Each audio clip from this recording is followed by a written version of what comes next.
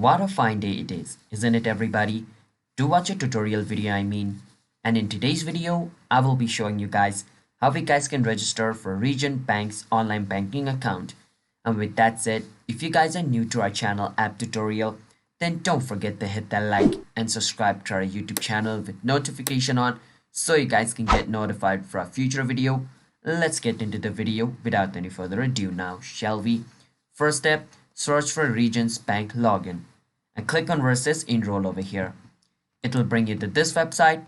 Now this is going to be a three-step process. First, you want to enter your social security number and your email address over here just like this, and then enter your phone number over here.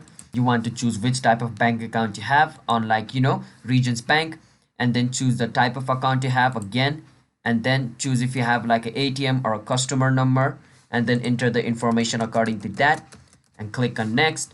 And it's gonna ask you to create an online banking access, and it's gonna confirm it, and you're good to go. So that's how you guys can do it. So don't forget to hit the like and subscribe, and bye bye.